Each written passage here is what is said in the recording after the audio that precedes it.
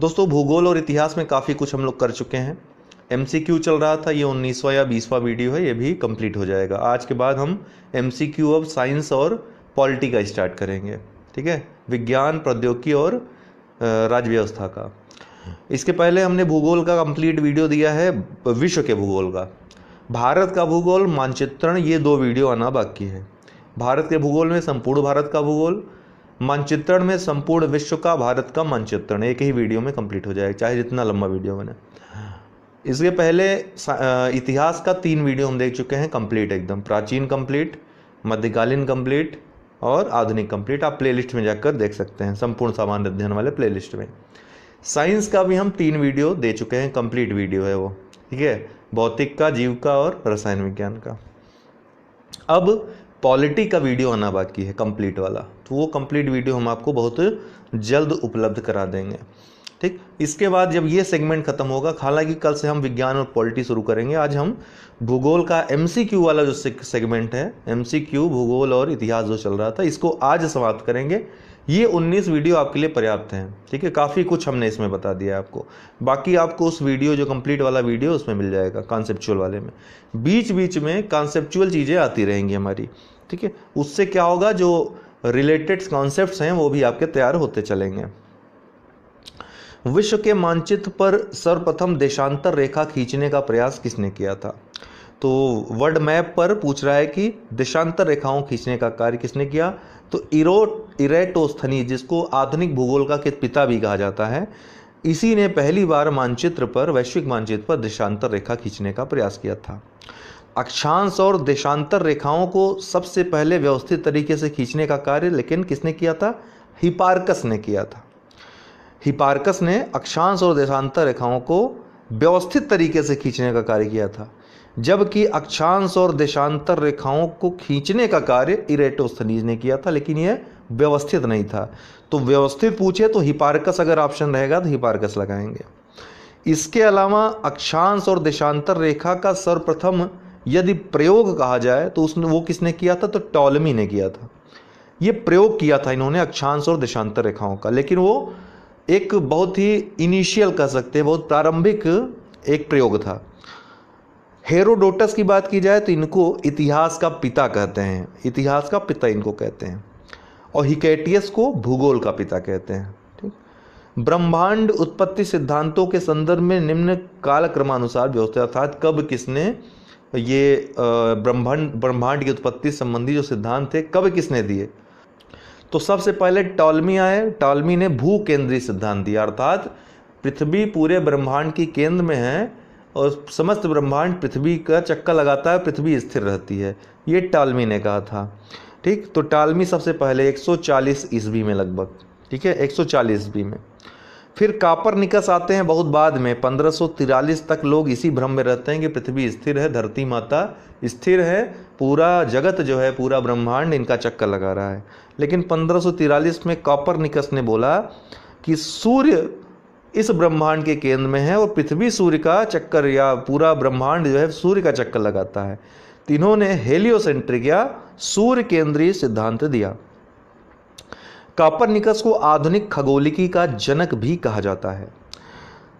फिर हर्शेल आते हैं, हर्शेल इसके बाद आते हैं कापरनिकस के बाद। 1805 ईस्वी में दूरबीन की सहायता से अंतरिक्ष का अध्ययन करते हैं और ब्रह्मांड की व्यापकता का ये सिद्धांत प्रस्तुत करते हैं। हर्शेल क्या देते हैं? ब्रह्मांड की व्यापकता का सिद्धांत देते हैं, ठीक है, दूरबीन की सहायता से। उसके बाद हब्बल आते हैं। हब्बल 1905 ईस्वी में आकाशगंगा के विसरण का नियम प्रतिपादित करते हैं। आकाशगंगाएं किस तरह से फैल रही हैं उसके प्रतिसरण का ये नियम हब्बल देते हैं, ठीक है। तो ये जो क्रमानुसार होगा, टॉलमी, फिर कॉपरनिकस, फिर हर्शेल और उसके बाद एडविन हब्बल, अर्थात 2 1 4 3, ये सी इसका उत्तर होगा। भूकंपी तरंगों को मापने हेतु किसका प्रयोग नहीं होता है? तो स्फेग्मोमीटर, जो लोग इसका उपयोग किए होंगे उनको तो पता ही होगा। नाड़ियाँ जो हैं आपकी, उनकी गति का कंपन या कंपन जो है उनका अध्ययन किया जाता है स्फेग्मोस्कोप के द्वारा। बाकी तीनों, राशि फेरल, मर्केली और सबसे ज़्यादा जो प्रचलित है रिक्टर स्केल, सबसे ज़्यादा प्रमाणित रिक्टर स्केल पे जो मापा जाता है, इन तीनों को जो है भूकंपी तरंग, जो PSL तरंगे हैं, उनको मापने के लिए प्रयोग में लाया जाता है। ठीक है, ये तीनों ही राशिफेरल, रिक्टर और मर्केली, तीनों ही जो भूकंपी तरंगे हैं उनकी तीव्रता कितनी है, या भूकंप की तीव्रता कह सकते हैं कितनी है, कितने तीव्रता का भूकंप आया, यह मापने के लिए प्रयोग किया जाता है। वहीं सिस्मोग्राफ और सिस्मोमीटर, ये भूकंपी तीव्रता को मापने के लिए ये भी यंत्र प्रयोग किए जाते हैं, सिस्मोग्राफ और सिस्मोमीटर। युकाटन जलसंधि जोड़ती है, किसे किसे जोड़ती है युकाटन जलसंधि? तो ये मैक्सिको की खाड़ी और कैरेबियन सी, इन दोनों को जोड़ती है आपस में युकाटन जलसंधि। ये आप नॉर्थ अमेरिका देख रहे हैं, नॉर्थ अमेरिका के नीचे ये गल्फ ऑफ मैक्सिको है दक्षिण में। ठीक है, मैक्सिको की खाड़ी है और ये कैरेबियन सी है, यहीं बीच में युकाटान चैनल है, युकाटान जलसंधि यहीं बीच में स्थित है, जो कि गल्फ ऑफ मैक्सिको और कैरेबियन सी को आपस में जोड़ती है। वहीं अब यदि बात करें अन्य ऑप्शंस का, तो जावा सागर और हिंद महासागर को सुंडा जलसंधि जोड़ती है। कौन? सुंडा जलसंधि। और एड्रियाटिक सागर और आयोनियन सागर को ओरंटो जलसंधि, ओरंटो जलसंधि जोड़ती है। वहीं पर अराफुरा सागर और पापुआ की खाड़ी, इसको टॉरस जलसंधि जोड़ती है। मानचित्रण वाले में हम आपको डिटेल में सारी जलसंधियाँ बताएंगे, कौन जलसंधियाँ, कौन स्थल संधियाँ किसको किसको जोड़ती हैं। विक्टोरिया झील निम्नलिखित में से किसकी सीमा नहीं बनाती है? मोजाम्बिक, युगांडा, तंजानिया या फिर केन्या। यदि हम अफ्रीका का राजनीतिक मानचित्र देखें तो युगांडा, केन्या और तंजानिया, ये तीनों आपको एक जगह मिल जाएंगे। यहीं से विक्टोरिया लेक निकलती है, विक्टोरिया झील यहीं पर बहती है। यहीं विक्टोरिया झील से ही विश्व की सबसे लंबी नदी नील नदी निकलती है, जो कि बाद में जाकर के भूमध्य सागर में गिर जाती है, उत्तर की तरफ बहती है। ये मोजाम्बिक ये दक्षिण की तरफ है, तो मोजाम्बिक की सीमा नहीं बनाती है।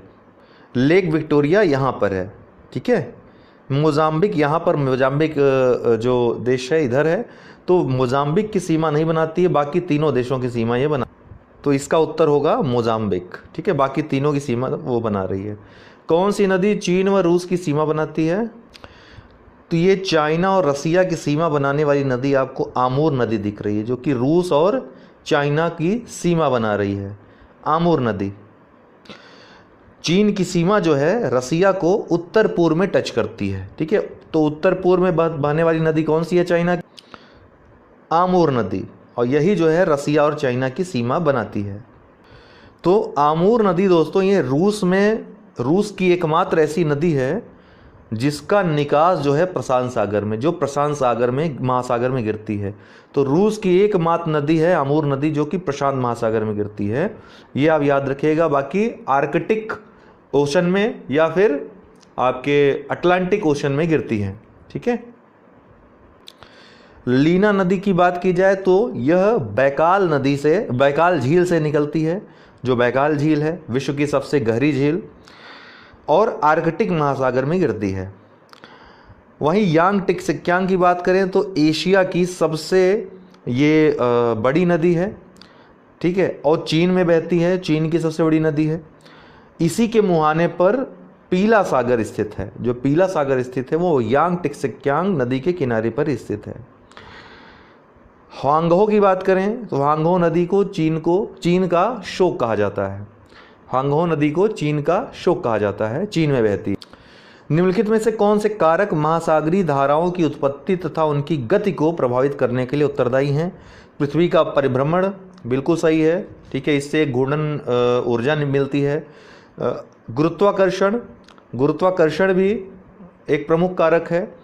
तापक्रम, लवणता, घनत्व, बर्फ का पिघलना जिससे जल की मात्रा बढ़ती है, तो ये सभी जो है महासागरीय धाराओं की उत्पत्ति और उनकी गति दोनों को प्रभावित करती हैं। ठीक है, तो उपरोक्त दोनों कारक ही सही उत्तर होगा इसका। इसके अलावा भी कई कारक हैं, वायुमंडलीय दाब, पवन, वृष्टि या वर्षा, वाष्पीकरण, सूर्यातप। ठीक, ये सभी कारक जो हैं महत्वपूर्ण भूमिका निभाते हैं महासागरीय धाराओं की उत्पत्ति और उनकी गति को प्रभावित करने में। ओडरनीसे रेखा सीमा बनाती है। ओडर-नीसे रेखा सीमा बनाती है।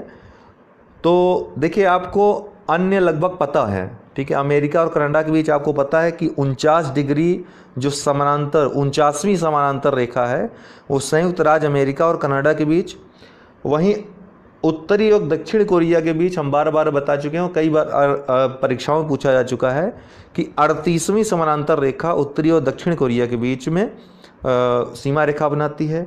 वहीं जर्मनी और फ्रांस के मध्य प्रसिद्ध मैगीनाट रेखा है जो कि सीमा बनाती है।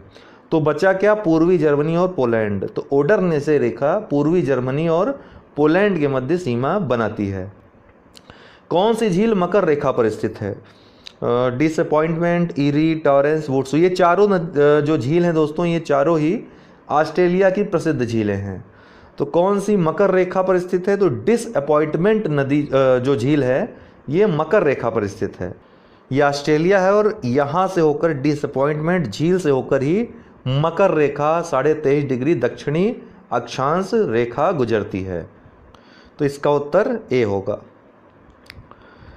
बाकी सब भी ऑस्ट्रेलिया की ही झीलें हैं, इसलिए याद रखिएगा, मिलान उलान करने के लिए आता है। सिगार किसकी सहायक नदी है? तो ये सिंधु नदी की सहायक नदी है सिगार जो है, ठीक है। सिंधु की बहुत ढेर सारी सहायक नदियां हैं। एक बड़ी नदी है, यह मानसरोवर जो कि तिब्बत में मानसरोवर है, वहाँ के चेमायंगडुंग ग्लेशियर से निकलती है सिंधु नदी। और सिंधु नदी की जो सहायक नदियां हैं जो भारत में बहती हैं, सतलज, ब्यास, रावी, चेनाब और झेलम, जो कि मिलकर एक संयुक्त धारा का निर्माण करती हैं। ये सभी पठानकोट के पास सिंधु से बाईं ओर मिलती हैं। वहीं अन्य नदियों की बात करें तो जास्कर, स्यांग, सिगार, गिलगिट, ये सभी महत्वपूर्ण नदियां सिंधु की हैं जो कि बाईं ओर से मिलती हैं। और दाईं ओर से कौन कौन मिलती हैं? श्योक, काबुल, कुर्रम, गोमल। दाईं ओर मतलब अफगानिस्तान की तरफ से। इतना तो आपको समझ में आता होगा कि नदी का प्रवाह इस दिशा में है। तो इस तरफ से जो आकर मिलेंगी नदियां वो सहायक नदियां होंगी जो दाहिनी की तरफ से मिलेंगी।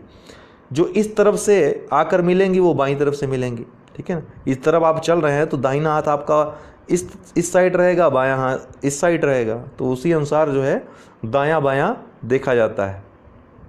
तो सिगार जो है सिंधु की सहायक नदी है। ये विभिन्न संस्थान हैं और कहाँ पर स्थित हैं पूछ रहा है, तो सही सुमेलित है पूछ रहा है। तो सही सुमेलित कौन है? राष्ट्रीय अंतर्देशीय नौवहन संस्थान, ये तो पटना में स्थित है, ठीक है। याद रखिएगा, कई बार पूछता है राष्ट्रीय अंतर्देशीय नौवहन संस्थान कहाँ स्थित है? पटना में, गोवा में नहीं। केंद्रीय जल परिवहन निगम, ये कोलकाता में स्थित है दोस्तों। केंद्रीय जल परिवहन निगम ये कोलकाता में स्थित है, पटना में नहीं है, तो ये भी गलत है। राष्ट्रीय जल क्रीड़ा संस्थान, राष्ट्रीय जल क्रीड़ा संस्थान यह गोवा में स्थित है दोस्तों। जल क्रीड़ा जो है गोवा में बहुत होती है ना, तो गोवा में स्थित है। फिर अंतर्देशीय जलमार्ग निगम ये नोएडा में स्थित है, बस यही सही है, ठीक है। कॉरपोरेशन जो है अंतर्देशीय जलमार्ग निगम ये नोएडा में स्थित है। बाकी तीनों हमने आपको बता दिया, इसको कहीं नोट भी कर सकते हैं आप। तो आज भूगोल का इतना ही करते हैं। जो हमारे पेड ग्रुप है उसमें ये MCQs हम टिक लगा करके सही उत्तरों को हम आपको प्रोवाइड करा देंगे। आप वीडियोस बार बार देख सकते हैं और PDF देख सकते हैं। ये इसके बाद हमारे जो कंप्लीट वीडियोस हैं, जो फुल वीडियो हमने बताया विश्व भूगोल का, वो देख लीजिए। भारत का भूगोल और मानचित्रण, ये 2 वीडियो भूगोल के आने बाकी रहेंगे। बीच बीच में कॉन्सेप्चुअल चीज़ें आती रहेंगी, वो आप अवश्य देखिएगा। तो अब हम भूगोल और इतिहास का MCQ वाला जो है यह अध्याय समाप्त करके विज्ञान और पॉलिटी का शुरू करवाएंगे। उसके पहले RO के लिए हम 5 वीडियो अपलोड करेंगे 5 दिनों में, जिनमें पहला जो कल का वीडियो रहेगा वो विशेषण और विशेष से संबंधित रहेगा। फिर बाकी जो 4-5 बचेंगे उनके वीडियोस आएंगे, ठीक है दोस्तों। तो बहुत बहुत धन्यवाद दोस्तों। रात के इस वीडियो में, इस सीरीज़ में अभी तक इतिहास और भूगोल का हो रहा था, एक साथ मैं चला रहा था, और यह योजना थी कि विज्ञान, प्रौद्योगिकी और पॉलिटी को एक साथ ले चलेंगे। लेकिन अब योजना बदल करके मैंने यह निश्चय किया है कि विज्ञान प्रौद्योगिकी का जल्द समाप्त करवाने के बाद पॉलिटी शुरू कर देंगे, अर्थात एक एक सेगमेंट को लेकर के आगे बढ़ेंगे। तो विज्ञान प्रौद्योगिकी आज से शुरू हो रहा है। डिस्क्रिप्शन बॉक्स में लिंक दिए हुए हैं विभिन्न ग्रुप्स के, आप ज्वाइन कर सकते हैं, ठीक है, डायरेक्ट लिंक को, या फिर उसको सर्च करके ज्वाइन कर सकते हैं टेलीग्राम पे। इसके अलावा फेसबुक ग्रुप से जुड़ जाइए जो हमारा ग्रुप है, और प्लेलिस्ट हमने बना रखी है, आपको एक वीडियो मैंने बताया भी था, प्लेलिस्ट में जाकर के सारे वीडियो जो इसके पहले वाले आए हैं उनको देख सकते हैं। तो चलिए प्रारंभ करते हैं। ये परीक्षा के लिए महत्वपूर्ण है, वो सारी चीजें इसमें सम्मिलित हो जाएंगी। आइए प्रारंभ करते हैं। निम्नलिखित में से कौन सा पदार्थ फोटोग्राफी में एंटीक्लोर के रूप में प्रयुक्त किया जाता है? एंटीक्लोर के रूप में। इसके अलावा निगेटिव और पॉजिटिव का स्थायीकरण करने के लिए, आप पूछता है कि फोटोग्राफी में स्थायीकरण करने के लिए किस पदार्थ का प्रयोग होता है, तो उसका उत्तर होगा सोडियम थायोसल्फेट। इसके अलावा हाइपो भी पूछा जा सकता है, इसका नाम एक नाम हाइपो भी है।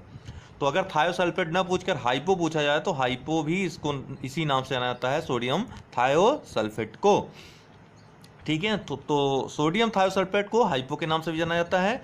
इसका उपयोग फोटोग्राफी में निगेटिव व पॉजिटिव का स्थायीकरण या तथा प्रतिक्लोर के रूप में भी किया जाता है। इसका उपयोग सिल्वर व गोल्ड के निष्कर्षण में भी होता है। आप पूछता है सिल्वर व गोल्ड के निष्कर्षण में किसका प्रयोग होता है, तो सोडियम थायोसल्फेट या हाइपो का। ये सभी बातें आप याद रखेंगे। इसके अलावा सोडियम जो हाइड्रोजन पेरोक्साइड, ये पूछा है आपका हाइड्रोजन पेरोक्साइड दोस्तों, इसका यह आक्सीकारक और अवकारक की भांति यह व्यवहार करता है। कोमल वस्तुओं का जो विरंजन होता है पुराने तैल चित्रों को चमकदार बनाने के लिए, और जो तैल चित्र हैं उनका रंग पुनः उभारने के लिए, साफ करके, वह दूध और शराब के परिरक्षण में भी इसका प्रयोग होता है हाइड्रोजन पेरोक्साइड का। केल्गन, ये आप सुन रहे होंगे, केल्गन का क्यों प्रयोग होता है, तो केल्गन जल की कठोरता दूर करने के लिए प्रयुक्त होता है केल्गन का। और सोडियम नाइट्रेट दोस्तों, इसको चिली साल्ट पीटर के नाम से भी जाना जाता है, चिली साल्ट पीटर। और इसका प्रयोग किस में होता है, सोडियम नाइट्रेट का खाद के रूप में और नाइट्रिक अम्ल के निर्माण में। इतनी बातें आप जानिए। प्लाज्मिड क्या होता है, प्लाज्मिड क्या होते हैं, तो इसका उत्तर है दोस्तों जीवाणु के आनुवांशिक पदार्थ होते हैं ये, जो क्रोमोसोम से बाहर की तरफ दिखाई पड़ते हैं, होते हैं, पाए जाते हैं, ठीक है ना। तो जीवाणुओं में दोस्तों प्रायः गुणसूत्र से अलग कुछ आनुवांशिक पदार्थ पाए जाते हैं, इन्हीं को प्लाज्मिड कहते हैं। ये गुणसूत्र से अलग होते हैं। ये छोटे गोल द्विसूत्री डीएनए हो, द्विसूत्री याद रखिएगा, छोटे गोल द्विसूत्री डीएनए होते हैं, जो मेन जो डीएनए होता है उससे अलग रहते हैं, तथा इनका द्विगुणन भी डीएनए से अलग स्वतंत्र रूप से ही होता है। जीवाणु इनकी अनुपस्थिति में भी रह सकता है। पूछा भी गया है प्रश्न कि जीवाणु प्लाज्मिड के अनुपस्थिति में रह सकता है या नहीं, तो हाँ बिल्कुल रह सकता है। प्लाज्मिड में कोशा के कुल डीएनए का 0.5 से 2% भाग उपस्थित होता है। हालांकि ये स्टेटमेंट इतना महत्वपूर्ण नहीं है। निम्नलिखित में से कौन सा रोग विषाणुओं द्वारा होता है, तो विषाणुओं, जीवाणुओं, प्रोटोजोआ और फफूंद से होने वाली बीमारियां आपको रट लेनी है। रटने के लिए मैं आपको ट्रिक बता दे रहा हूं, ग्रुप में भी शेयर कर दे रहा हूं, जो हमारा ग्रुप है पेड ग्रुप पीसीएस का, उसमें मैं शेयर कर दे रहा हूं सभी ट्रिक्स जितने भी हैं। तो फिलहाल विषाणुओं से फैलने वाली बीमारियां, जो लोग हमारे वीडियो देख रहे हैं वो भी नोट कर सकते हैं, आप इस तरह से याद रख सकते हैं। ट्रिक के लिए ट्रिक, ये विषाणु संबंधित बीमारियां, ट्रिक पढ़ PADH, ट्रिक पढ़ घटना चक्र से या घटना चक्र में, ट्रिक पढ़ घटना चक्र में, जिसमें T से ट्रैकोमा, R से रेबीज, I से इन्फ्लुएंजा, C से छोटी माता, K से आपका खसरा, P से पोलियो, A से एड्स, D से आपका डेंगू, H से हर्पीस, घटना चक्र अर्थात G से आपका गलसोत, C से चेचक, और बस, ठीक है ना, इतना। ट्रिक पढ़ घटना चक्र में को आप इसको नेगलेक्ट कर दीजिए, बाकी आप याद रख लीजिए, इसको आप नोट कर सकते हैं चाहे तो। फिर आपका आता है प्रोटोजोआ संबंधित बीमारियां। प्रोटोजोआ से कौन कौन बीमारियां होती हैं, तो याद रखिएगा ट्रिक, प्रोटोजोआ पे काम सौ, प्रोटोजोआ पे काम सौ। पे से आपका पेचिस, का से कालाजार, म से आपका काम म से आपका मलेरिया, ठीक है ना, और सौ से सोने वाली बीमारी, प से पायरिया।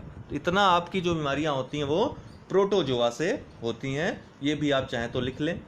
फिर जीवाणुओं संबंधित बीमारियां कौन कौन होती हैं, याद रखिएगा जीवाणुओं के लिए नोट कर लीजिएगा, टिंकू, कौन, टिंकू जो आपका मित्र है, टिंकू। सीडी आप जानते हैं ना, पहले देखी जाती थी, आजकल मोबाइल में सब देख ले रहे हैं फिल्में, पहले सीडी आती थी। टिंकू सीडी में बनी है पटाका, पटा और का, जगह कम है फिर भी मैं आपको बता दे रहा हूं, याद कर लीजिएगा, ग्रुप में शेयर कर दे रहा हूं। टिंकू सीडी में बनी है पटाका, ये जीवाणु संबंधित बीमारियां हैं, जिसमें टी से आपका टिटनिस हो जाएगा, या टीबी और टिटनिस, टी से दोनों आप नोट कर लीजिएगा। कु से कुष्ठ रोग, सी से सिफिलिस, डी से डिप्थीरिया, में से मेनिंजाइटिस, ब से बॉटुलिज्म, नी से निमोनिया, है से हैजा, और पटाका में कौन कौन आएगा, प से प्लेग, टा से टाइफाइड और का से काली खांसी। इतनी बीमारियां आपकी जीवाणुओं से होती हैं, ठीक है।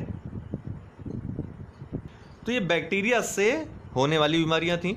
अंतिम आपका पूछा जो आता है जो फफूंद या फंगस से होने वाली बीमारियां, तो इसको आप इस ढंग से याद रखिएगा। एक एथलीट को दाद, खाज, दमा और गंजेपन की बीमारी हो गई। एक एथलीट को दाद, खाज, दमा और गंजेपन की बीमारी हो गई। तो इसमें सबसे पहले आया क्या, एथलीट। तो एथलीट से एथलीट फूट, एथलीट फूट एक बीमारी है जो कवक से, फफूंद से, फंगस से होती है। फिर आपका दाद, खाज, दमा और गंजापन। तो एक एथलीट को दाद, खाज, दमा और गंजेपन की बीमारी हो गई। तो इतना आप रट लीजिए जो हमने आपको बताया ट्रिक, इसको याद कर लीजिए। टूथपेस्ट बनाने हेतु प्रयुक्त रसायन है। टूथपेस्ट जो आप यूज करते हैं उसमें कौन सा रसायन अमूमन यूज किया जाता है, इस प्रश्न में यही पूछा गया है। तो दोस्तों आप पढ़े भी होंगे, कैल्शियम फास्फेट। कैल्शियम फास्फेट इस रसायन का प्रयोग होता है। टूथपेस्ट बनाने हेतु कैल्शियम फास्फेट तथा कैल्शियम कार्बोनेट का प्रयोग किया जाता है। कैल्शियम फास्फेट या कैल्शियम कार्बोनेट होगा तो भी आप उसको सही करेंगे। कैल्शियम कार्बोनेट का उपयोग यहाँ तक कि सीमेंट उद्योग में भी किया जाता है। कैल्शियम ऑक्साइड जो है दोस्तों, इसमें जो दिया है कैल्शियम ऑक्साइड, इसका प्रयोग शुष्क, किसी चीज़ को शुष्क करने के लिए या लाइम प्रकाश उत्पन्न करने के लिए और अनेक प्रकार के रसायनों में कैल्शियम ऑक्साइड का यूज होता है। और कैल्शियम हाइड्रोक्साइड जो दिया है, इसका जो उपयोग होता है, जो कोल गैस होती है उसको शुद्ध करने के लिए ब्लीचिंग पाउडर में, कास्टिक सोडा में और सीमेंट आदि उद्योगों में कैल्शियम हाइड्रोक्साइड का प्रयोग होता है। तो इस प्रश्न का जो उत्तर होगा कैल्शियम फास्फेट होगा। निम्नलिखित क्लिस्टोगेमी से किसको बढ़ावा मिलता है? निम्नलिखित से या क्लिस्टोगेमी से किसको बढ़ावा मिलता है? स्वपरागण को, परपरागण को, दोनों को, या फिर इनमें से किसी को नहीं? तो इसका उत्तर होगा स्वपरागण को। निम्नलिखित होता क्या है दोस्तों, जान लीजिए। निम्नलिखित जो है, मान लीजिए इसका कभी कभी परिभाषा पूछ देता है, ऑप्शन में दे देगा, तो आप याद रखिएगा।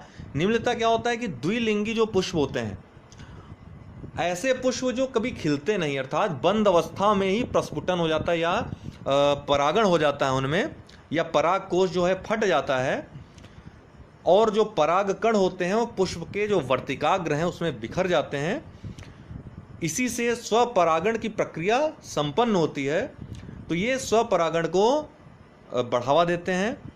जैसे गेहूं हो गया, मूंगफली हो गया आदि फसलों में ऐसी प्रक्रिया आपको देखने को अमूमन मिल जाएगी। तो निम्नलिखित जो है ये स्वपरागण को बढ़ावा देते हैं। निम्नलिखित हार्मोनों में से कौन सा मादा के द्वितीय लैंगिक लक्षणों के लिए उत्तरदायी है? एक प्रश्न पूछा था, आप यहाँ पर डिस्कस कर देते हैं। शायद वो प्रश्न यह था कि पर परागण किस किस माध्यम से हो सकता है या संभव है? पर परागण तो याद रखिएगा, पर परागण वायु द्वारा, कीटों द्वारा और जल द्वारा, तीनों ही माध्यम से पर परागण हो सकता है।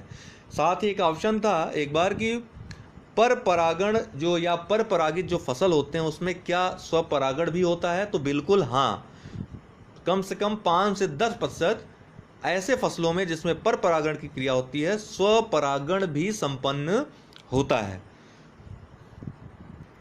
तो याद रखिएगा, निम्नलिखित हार्मोनों में से कौन सा मादा के द्वितीय लैंगिक लक्षणों के लिए उत्तरदायी है?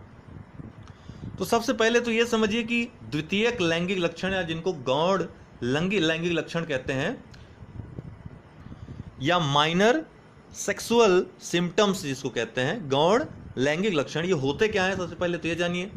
तो दोस्तों ये ऐसे लक्षण होते हैं जिनके द्वारा नर और मादा, स्त्री या पुरुष में अंतर उत्पन्न होता है, अंतर किया जाता है। ठीक है, तो ये ऐसे लक्षण होते हैं जिनके द्वारा नर और मादा में अंतर किया जाता है। तो कौन सा है, कौन सा ऐसा हार्मोन है दोस्तों? तो एस्ट्रोजन वह हार्मोन है जो मादा हार्मोन है जो द्वितीयक लैंगिक लक्षणों के लिए उत्तरदायी है।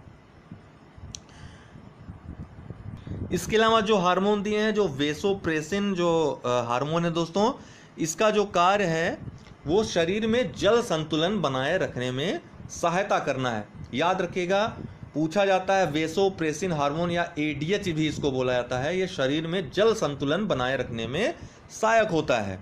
वहीं थायरॉक्सिन, आप जानते हैं थायरॉक्सिन मनुष्य के गले में स्थित जो अवटु ग्रंथियां होती हैं, थायराइड ग्लैंड होता है, उससे स्रावित हार्मोन होता है, जिसका प्रमुख कार्य श्वसन की जो गति है उसको तीव्र करना होता है।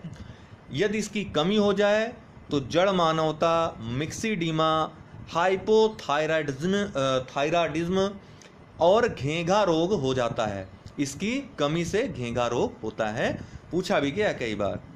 वहीं लैक्टोजेनिक हार्मोन जिसको एलटीएच बोलते हैं दोस्तों, यह दुग्धजनक हार्मोन है। दूध को उत्पन्न करने के लिए उत्तरदायी हार्मोन लैक्टोजेनिक हार्मोन एलटीएच है। निम्नलिखित में से कौन सा पादप हार्मोन नहीं है? कौन सा पादप हार्मोन नहीं है? तो इसका उत्तर होगा क्लोरिजेंस। ये कोई हार्मोन ही नहीं होता है, क्लोरिजेंस। और बाकी ट्राइमेटिन, ऑक्सिन और फ्लोरिजेंस ये पादप हार्मोन है। याद रखिएगा इनका नाम, ऐसे प्रश्न बहुत पूछे जाते हैं। तो क्लोरिजेंस इसका उत्तर होगा, यह असत्य है। ट्राउमेटिन जो आप देख रहे हैं पहला ऑप्शन, यह एक प्रकार का डाई कार्बोक्सिलिक अम्ल जिसका निर्माण घायल कोशिका में होता है, जो कोशिकाएं घायल हो जाती हैं। इसके अलावा फ्लोरिजेंस जो आप सी ऑप्शन देख रहे हैं, यह फूल खिलाने वाला हार्मोन है। इसको फूल को खिलाने वाला, जिस फ्लोर इसका नाम है ना, फ्लावर से इसका नाम लिया गया है। फ्लोरिजेंस फूल को खिलाने वाला भी हार्मोन इसको कहते हैं, लेकिन इनका जो निर्माण होता है वो पत्तियों में होता है। वहीं ऑक्सिन जो है यह तने की वृद्धि, ये वृद्धि हार्मोन इनको कहा जाता है। तने की वृद्धि, जो बीजहीन फल हैं उनके उत्पादन के लिए। इसके अलावा पतझड़ व फलझड़ को रोकने में मददगार हार्मोन ऑक्सिन हार्मोन है। अगला है, हृदय गति को नियंत्रित करने में किस रासायनिक पदार्थ की भूमिका होती है? हृदय गति को नियंत्रित करने में कार्बन डाइऑक्साइड की आवश्यकता होती है। ए इसका उत्तर होगा, कार्बन डाइऑक्साइड। याद रखिएगा, बहुत महत्वपूर्ण प्रश्न है। रक्त में जो कार्बन डाइऑक्साइड उपस्थित होता है वह रक्त के पीएच को कम करके हृदय की गति को बढ़ा देता है। रक्त का, रुधिर का पीएच कम कर देता है कार्बन डाइऑक्साइड और हृदय की गति को बढ़ा देता है। अम्लीयता जो है दोस्तों वह हृदय की गति को अधिक, और जो क्षारीयता है वो हृदय की गति को कम करता है। तो ज़्यादा अम्ल हो जाता है तो हृदय की गति अधिक हो जाती है, ज़्यादा क्षार हो जाता है तो हृदय की गति कम हो जाती है। इसीलिए कार्बन डाइऑक्साइड क्या करता है, हृदय की गति को विनियमित करता है, नियंत्रित करने का कार्य करता है। स्वप्न संबंधी अध्ययन कहा जाता है, स्वप्न संबंधी अध्ययन कहलाता है। तो स्वप्न संबंधी अध्ययन दोस्तों, ऑनरियोलॉजी को स्वप्न संबंधी अध्ययन के रूप में जाना जाता है, ऑनरियोलॉजी। तो स्वप्न संबंधी अध्ययन इसके अंतर्गत किया जाता है। वहीं आपका जो सिंडोसमोलॉजी है, कंकाल जो संधियां होती हैं एवं स्नायुओं के अध्ययन के लिए इसके अंतर्गत कंकाल संधियों और स्नायुओं का अध्ययन किया जाता है। वहीं टेराटोलॉजी जो है दोस्तों, इसका शारीरिक जो व्याधियां हैं, रोग हैं, उनका अध्ययन करने के लिए टेराटोलॉजी का प्रयोग किया जाता है। और जो लास्ट ऑप्शन है आपका मिर्मिकोलॉजी, यह एंटोमोलॉजी की शाखा के अंतर्गत उसके अंतर्गत आता है। इनमें चींटियों का अध्ययन किया जाता है। तो एंटोमोलॉजी में कीड़ों कीट पतंगों का अध्ययन किया जाता है, वहीं मिर्मिकोलॉजी में चींटियों का अध्ययन किया जाता है। आगे बढ़ते हैं। ऐसा रसायन जिनका प्रयोग मानसिक तनाव कम करने तथा अवसाद दूर करने में किया जाता है, जिनको प्रशांतक भी कहा जाता है, ट्रैंक्विलाइजर भी कहा जाता है, इनमें से कौन है? तो ये प्रश्न भी बहुत ज़्यादा पूछे जा रहे हैं। इसका उत्तर जहाँ तक है वो इक्वेनिल होगा। इसका उत्तर जो है इक्वेनिल है, ये इसका उत्तर है। इक्वेनिल रसायन का प्रयोग मानसिक तनाव को कम करने और अवसाद को दूर करने में किया जाता है, ट्रैंक्विलाइजर के रूप में प्रयोग किया जाता है। वहीं एस्पिरिन जो है दोस्तों, यह ज्वरनाशक औषधि है, ठीक है ना, ज्वरनाशक औषधि है एस्पिरिन। एम्पिसिलिन दोस्तों, यह द्वितीय पीढ़ी का प्रतिजीवी है, एंटीबायोटिक्स है। वहीं ग्लूकोज आप जानते हैं सबसे सरल कार्बोहाइड्रेट, जो कार्बोहाइड्रेट का सबसे सरल रूप है ग्लूकोज है, जो जल में घुलनशील है और हमारे शरीर को ऊर्जा ग्लूकोज से मिलती है।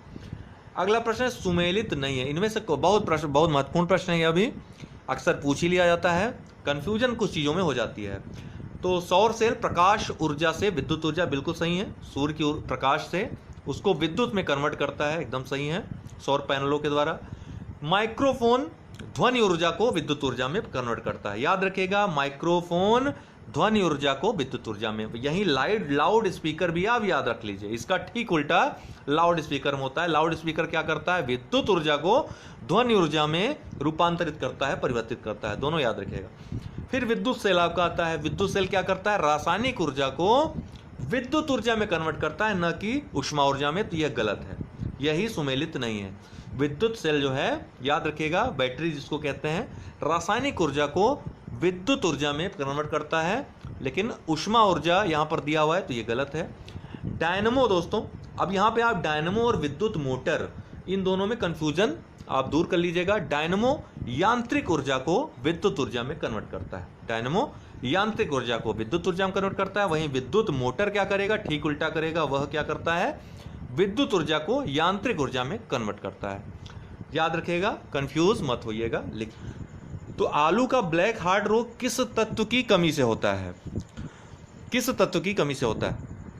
तो आलू का ब्लैक हार्ट रोग जो है दोस्तों, वह ऑक्सीजन की कमी से होता है। O2 की कमी, जो भंडारण होता है जहां पे आलू का, वहां पे ऑक्सीजन O2 की कमी हो जाती है, जिसके कारण आलू में ब्लैक हार्ट रोग हो जाता है। तो इसका विकल्प बी सही होगा। इसके अलावा कुछ कॉमन क्वेश्चन जो बार बार पूछे जाते हैं कि बोरान की कमी से कौन कौन से रोग होते हैं। तो चुकंदर में हार्ट रॉट, चुकंदर में हार्ट रॉट रोग बोरान की कमी से होता है। वहीं आंवले में इंटरनल, आंतरिक ऊतक क्षय रोग, जो कि आंवले का रोग है, यह बोरान की कमी से होता है।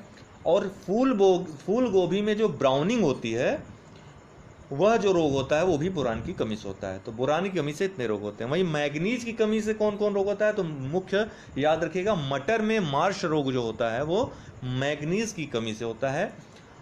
वहीं वृद्धिरोधक, अगर पूछा जाए वृद्धिरोधक है, तो नाइट्रोजन की कमी, जब नाइट्रोजन की कमी होती है तो वृद्धि रुक जाती है, तो वृद्धिरोधक का कार्य करता है नाइट्रोजन की यदि कमी हो जाए तो इसके अलावा जस्ता की कमी से, जिंक की कमी से क्या होता है, तो आम में लिटिल लीफ रोग जस्ता की कमी से या जिंक की कमी से होता है।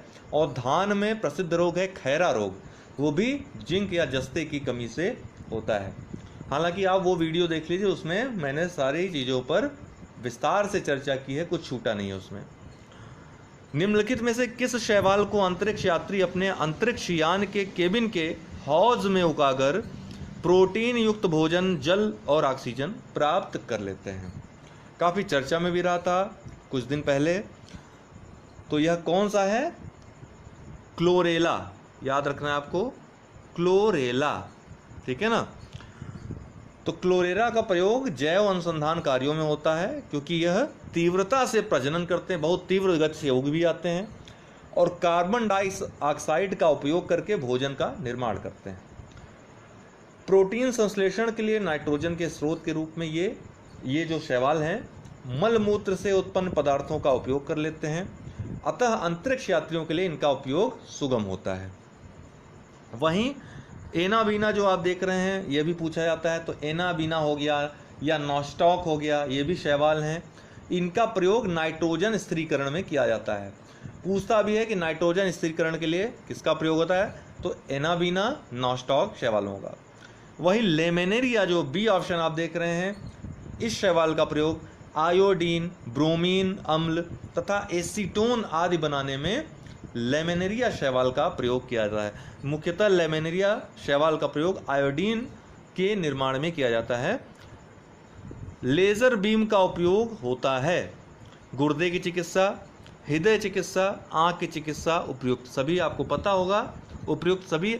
यह प्रश्न पूछने का मकसद ये था कि लेज़र बीम यदि पूछेगा तो जितने प्रकार का दिया रहेगा इलाज, लगभग सब में लेज़र बीम का उपयोग किया जा रहा है, इसलिए आप उपयुक्त सभी ही आंसर इसका टिक करेंगे। लगभग जितने भी रोग हैं, तो जितने भी बॉडी पार्ट्स दिए रहे हैं, उन सभी की चिकित्सा में लगभग लेजर किरणों का प्रयोग किया जा रहा है, तो उपयुक्त सभी इसका उत्तर होगा। निम्नलिखित में कौन सा सुमेलित नहीं है? जो महत्वपूर्ण है हमने इसमें डाल रखे हैं, तो इनमें से कौन सुमेलित नहीं है? जोसेफ लिस्टर कुष्ठ रोग उपचार, देखिए पहला ही गलत हो गया, ठीक है ना।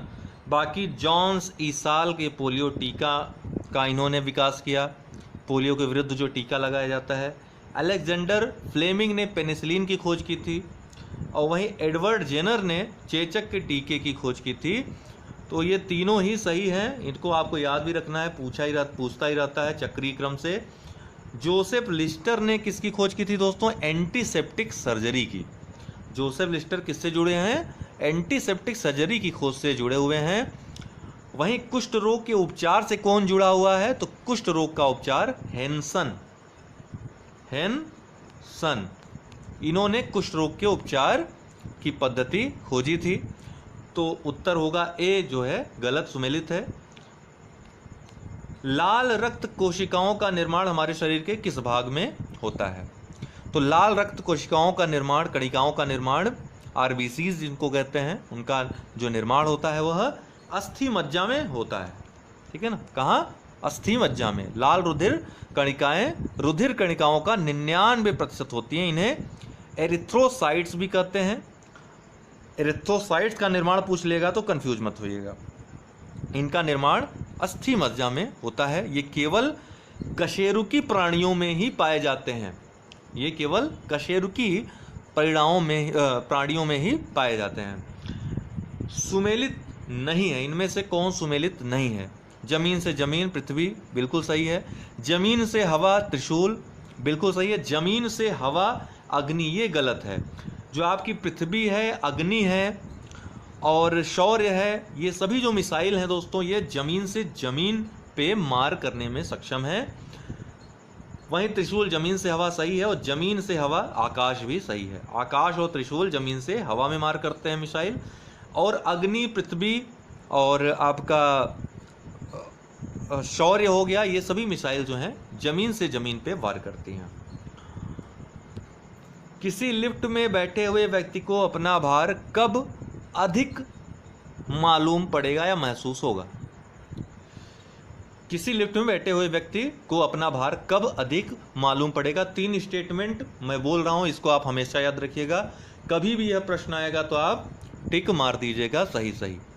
पहला क्या कि जब लिफ्ट त्वरित रूप से ऊपर जाती है, त्वरित गति से जब ऊपर जाती, त्वरण का मतलब क्या होता है, गति में परिवर्तन।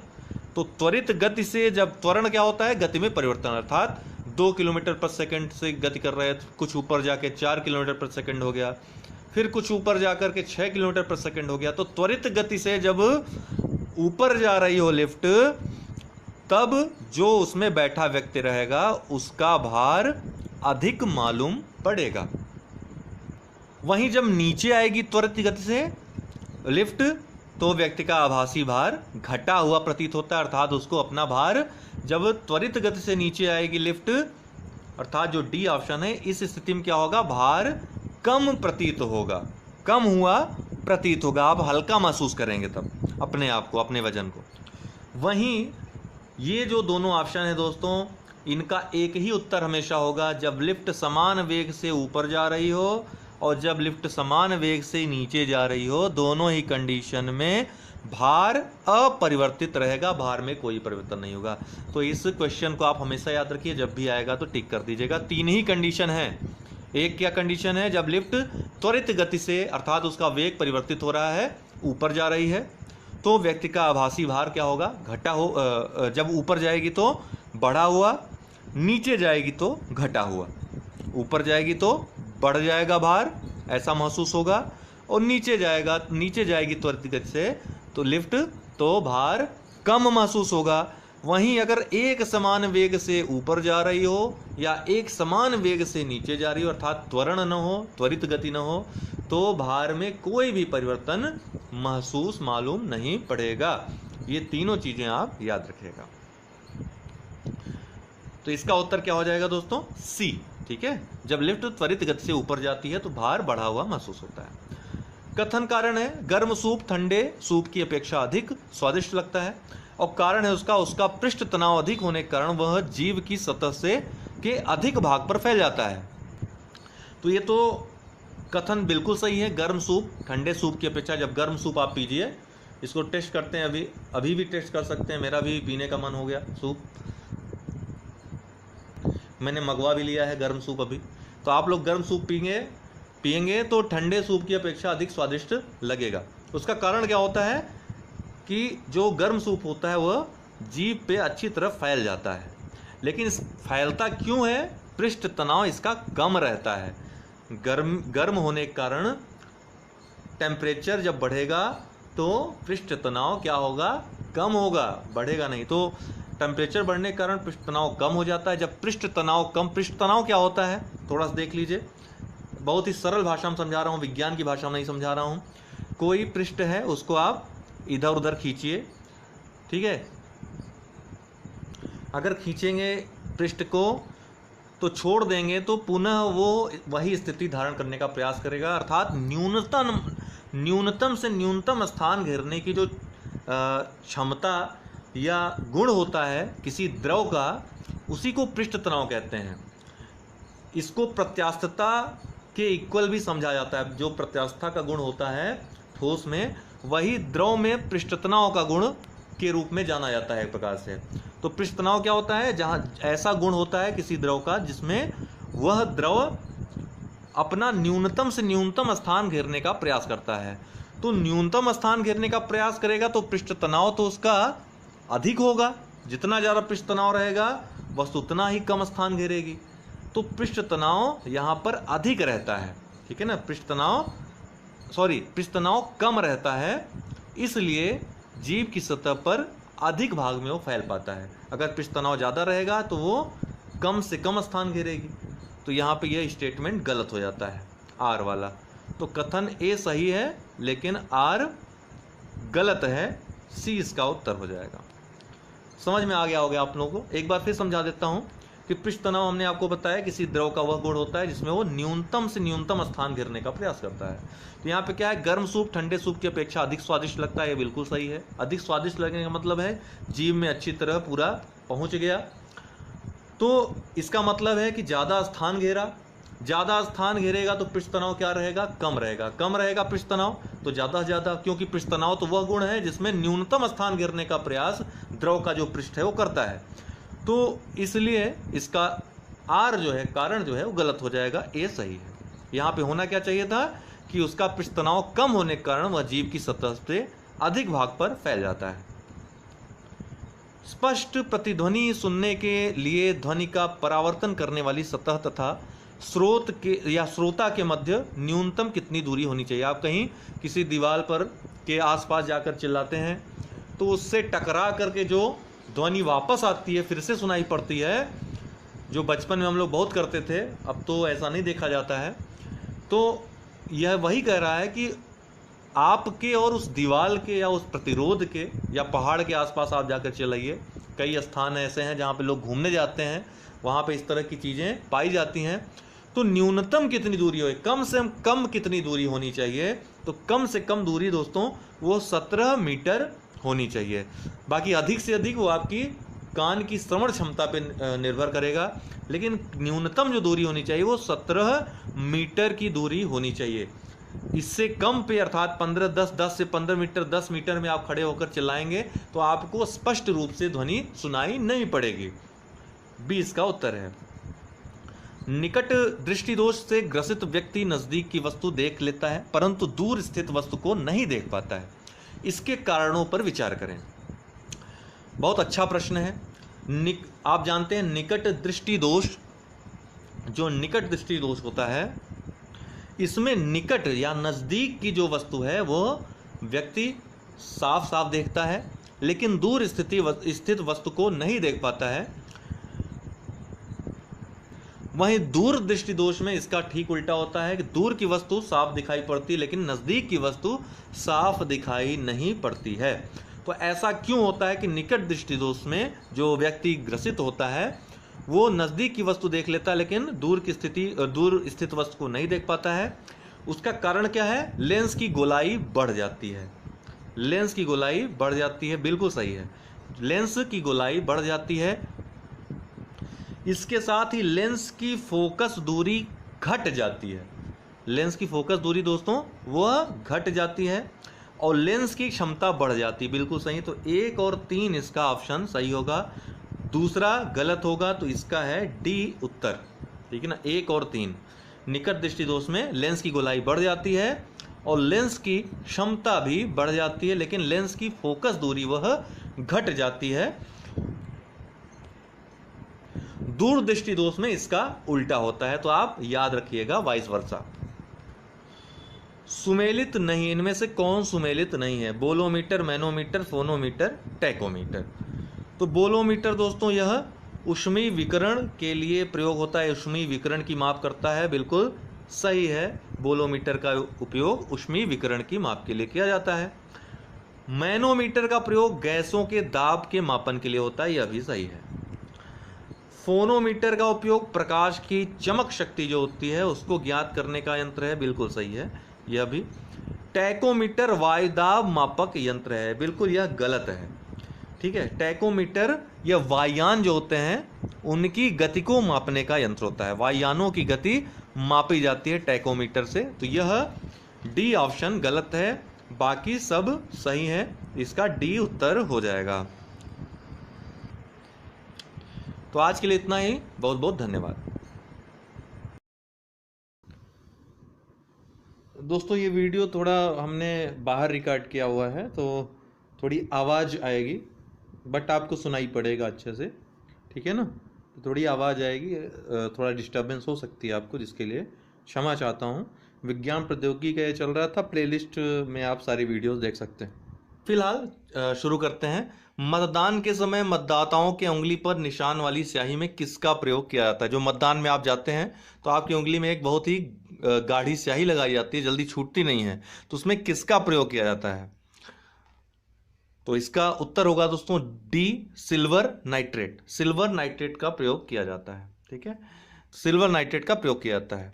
इसको लूनर कॉस्टिक भी कहते हैं। इसका प्रयोग मतदाताओं की अंगुली पर निशान वाली स्याही बनाने या खिजाब बनाने इसके अलावा इसका प्रयोग दोस्तों चांदी चढ़ाने में भी किया जाता है। किसी धातु पर चांदी जो चढ़ाया जाता है इसका प्रयोग किया जाता है। प्रयोगशाला में इसका उपयोग अभिकर्मक के रूप में भी होता है। इसके अलावा जो आप ऑप्शन ए देख रहे हैं सिल्वर क्लोराइड, इसका उपयोग फोटोक्रोमेटिक कांच बनाने में होता है। सिल्वर ब्रोमाइड जो आपका बी ऑप्शन है, इसका उपयोग फोटोग्राफी में किया जाता है। इसके पहले हम चर्चा कर चुके हैं। फिर सिल्वर आयोडाइड का प्रयोग दोस्तों कृत्रिम वर्षा कराने में होता है। यह भी बहुत महत्वपूर्ण है, सी वाला भी। सिल्वर आयोडाइड का प्रयोग कृत्रिम वर्षा कराने में होता है। तो चारों के बारे में आप जानते रहिए। फिलहाल इस क्वेश्चन का जो उत्तर होगा, आंसर होगा सिल्वर नाइट्रेट, डी इसका उत्तर होगा। अगला है मनुष्य शरीर में रक्त के शुद्धिकरण की प्रक्रिया को क्या कहते हैं। तो रक्त की शुद्धिकरण की प्रक्रिया आप अक्सर सुनते होंगे डायलिसिस पे हैं, तो वो रक्त के शुद्धिकरण की प्रक्रिया ही होती है डायलिसिस में। ए इसका उत्तर होगा। मनुष्य शरीर में रक्त के शुद्धिकरण की प्रक्रिया ही डायलिसिस कहलाती है। मानव शरीर में संपूर्ण रक्त वृक्क के माध्यम से शुद्ध होता है। यह रक्त से फास्फेट, नाइट्रोजन, यौगिक, यूरिया तथा यूरिक अम्ल को अलग करता है और रक्त के परासरणी दाब ओपी जो है एवं उसकी मात्रा को नियंत्रित करता है।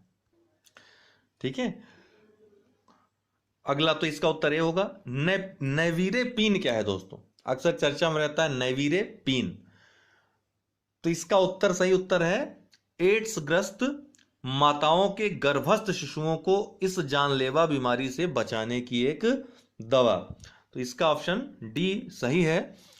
नेविरेपिन HIV पॉजिटिव जो गर्भवती महिलाएं हैं उसके बच्चों को सुरक्षित रखने की दवा है।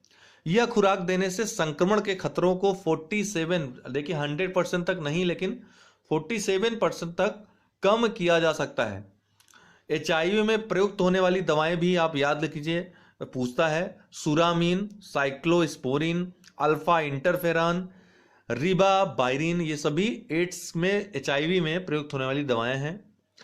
वहीं मलेरिया से संबंधित जो उपचार के लिए जो दवाएं यूज होती हैं उसमें क्लोरोक्विन, कुनैन, प्रीमाक्विन, पेलुड्रीन, ये सभी मलेरिया की दवाएं हैं। और जापानी इंसेफ्लाइटिस की दवाएं अगर बात की जाए तो उसमें JE वैक्सीन का प्रयोग होता है, उसके बचाव हेतु JE वैक्सीन का प्रयोग होता है। अगला प्रश्न है एक भू स्थिर उपग्रह का परिक्रमण काल होता है। एक जो भू स्थिर उपग्रह है उसका परिक्रमण काल कितना होता है। तो इसका परिक्रमण काल दोस्तों 24 घंटे होता है। भू स्थायी या तुल्यकालिक उपग्रह भी इसको कहते हैं। इसका परिक्रमण काल पृथ्वी का जो घूर्णन काल है उसके बराबर अर्थात 24 घंटे के तुल्य होता है, इसीलिए स्थिर दिखाई पड़ता है। भूस्थायी उपग्रह का प्रयोग दूरदर्शन संकेतों को परावर्तित करके दूरदर्शन कार्यक्रमों को टीवी सेट पर दिखाने में या फिर मौसम संबंधी भविष्यवाणी करने में या रेडियो प्रसार एवं दूरसंचार के लिए होता है। इसके अलावा भूस्थायी उपग्रह की जो प्रमुख विशेषता है कि वह पश्चिम से पूर्व की ओर अपनी कक्षा में तथा पृथ्वी के अक्ष के लंबवत विषुवत रेखीय तल में परिक्रमा करता है। सूची फर्स्ट को सूची के सेकंड से मिलाना है। ये विटामिन हैं और इनका जो है नाम, देखिए विटामिन से संबंधित जो क्वेश्चन आ रहे हैं आजकल उनके नाम दे दिए जा रहे हैं जिससे बहुत ज़्यादा कंफ्यूजन हो जा रही है। तो आप विटामिन के नाम रट डालिए। देखिए गलती से यहाँ ये विटामिन 6 है और विटामिन 3 है ये, ठीक है ना। तो विटामिन B6 को पायराडाक्सिन कहते हैं, विटामिन E को टोकेफेरॉल, विटामिन K को फिलोक्यूनान और विटामिन B3 को पेंटोथेनिक अम्ल विटामिन B3 को कहते हैं। तो इसका जो उत्तर होगा बी हो जाएगा 1 2 3 4। प्रोटीन संश्लेषण में देखिए विटामिन का नाम हमने ग्रुप में दे रखा है, आप लोग देख लीजिएगा। प्रोटीन संश्लेषण में निम्न कोशिकाओं में से किसकी भूमिका सबसे अधिक महत्वपूर्ण है। देखिए प्रोटीन संश्लेषण की जब बात होगी तो राइबोसोम उसमें सबसे महत्वपूर्ण रहेगा। तो राइबोसोम आप कहाँ दिख रहा है, बी ऑप्शन में। राइबोसोम अंतःप्रद्रवी जालिका, इन दोनों की भूमिका सबसे अधिक महत्वपूर्ण होती है। प्रोटीन संश्लेषण में जो सबसे महत्वपूर्ण भाग है कोशिकांग के राइबोसोम और अंतःप्रद्रवी जालिका। राइबोसोम RNA व प्रोटीन के बने होते हैं जो अंतःप्रद्रवी जालिका के ऊपर स्थित होते हैं। राइबोसोम का जो प्रमुख कार्य होता है अमीनो अम्ल के द्वारा प्रोटीन संश्लेषण में सहायता करना होता है। लाइसोसोम के बारे में जो क्वेश्चन बनता है कि आत्महत्या की थैली इसको कहते हैं। और माइटोकॉन्ड्रिया को कोशिका का पावर हाउस कहा जाता है, जो नीले हरे शैवालों की कोशिकाओं को छोड़कर सभी जीवित कोशिकाओं में पाया जाता है। गाल्जी काय का जो प्रमुख कार्य होता है दोस्तों विभिन्न एंजाइमों का श्रावण करना, इसमें से विभिन्न एंजाइम निकलते हैं गाल्जी काय से। और कोशिका विभाजन के समय कोशिका पट्टिका के निर्माण में सहयोग करना होता है। तो इसका जो उत्तर है बी, अंतःप्रद्रवी जालिका एवं राइबोसोम। सोलर कुकर में किस प्रकार के दर्पण का प्रयोग होता है? तो सोलर कुकर में दोस्तों अवतल दर्पण का प्रयोग होता है। सोलर कुकर में जो दर्पण प्रयोग होता है अवतल दर्पण प्रयोग होता है। अवतल दर्पण का प्रयोग इसके अलावा याद रखिएगा, सोलर कुकर के अलावा गाड़ी के हेडलाइट में जो हेडलाइट होता है, सर्च लाइट जो आप देखते हैं अक्सर रातों में, इसके अलावा आँख नाक कान के डॉक्टर द्वारा जो दर्पण प्रयोग में लाया जाता है वो अवतल दर्पण ही होता है। उत्तल दर्पण की बात की जाए दोस्तों तो उसका उपयोग मोटर गाड़ियों में जो पीछे का दृश्य देखने के लिए अर्थात साइड में जो मिरर लगा रहता है तो उस दर्पण को बनाने में उत्तल दर्पण का प्रयोग होता है। इसके अलावा सड़क पर जो परावर्तक लैंप बनाए जाते हैं उनमें उनको बनाने में उत्तल दर्पण का प्रयोग होता है। वहीं समतल दर्पण का उपयोग दोस्तों युद्ध के समय बंकर में छिपे सैनिक जो दुश्मन होते हैं उनकी गतिविधियों को देखने और पनडुब्बी जहाज़ों आदि में समतल दर्पण का प्रयोग किया जाता है। तो इसका जो उत्तर होगा ए होगा। ये सभी बातें आप याद रख लीजिए, नहीं तो ग्रुप में तो हम दे ही देंगे। यदि कोई मनुष्य समतल दर्पण की ओर 4 मीटर प्रति सेकंड चाल से आ रहा है, 4 मीटर प्रति सेकंड चाल से आ रहा है, तो दर्पण में मनुष्य का प्रतिबिंब किस चाल से आता हुआ प्रतीत होता है? ठीक दुगना हो जाता है दोस्तों। जिस गति से आप आ रहे होते हैं दर्पण में जो समतल दर्पण होता है उसमें ठीक दुगनी गति हो जाती है। तो इसमें 4 मीटर प्रति सेकंड है तो कितनी हो जाएगी? 8 मीटर प्रति सेकंड। डी इसका उत्तर है। ये याद रखिएगा, टेक्निकल सवाल है। जल के अंदर हवा का एक बुलबुला किस तरह व्यवहार करता है? जल के अंदर जो हवा का बुलबुला आता है वो किस तरह व्यवहार करता है दोस्तों? तो वह अवतल लेंस की भांति व्यवहार करता है। लेकिन दिखाई कैसे पड़ता है? यह उत्तल लेंस की भांति दिखाई पड़ता है, लेकिन यह व्यवहार करता है अवतल लेंस की भांति। यह याद रखिएगा, साबुन का जो हवा का बुलबुला है वह दिखाई पड़ता है उत्तल लेंस की तरह जल के अंदर, लेकिन व्यवहार करता है अवतल लेंस की तरह। बस इतना ही जानिए, भीतर का जानने की आवश्यकता नहीं। बी इसका उत्तर है। सूची फर्स्ट को सूची के सेकंड से मिलान करना है। Breast bone, collar bone, knee cap, shoulder blade, तो ये सभी अस्थियां हैं और ये इनके नाम हैं। आपको सुमेलित करना है कि कौन सुमेलित है।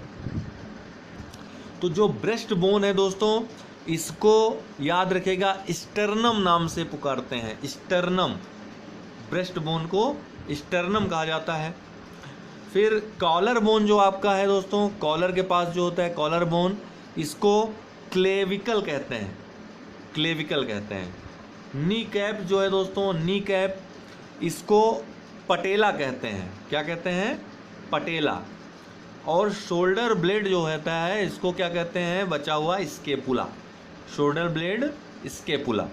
ठीक, तो इसका जो उत्तर हो गया 4 1 2 3। ठीक है, 4 1 2 3, सी इसका उत्तर हो जाएगा। शरीर में निम्नलिखित में से किसकी अधिकता से हृदयाघात होता है?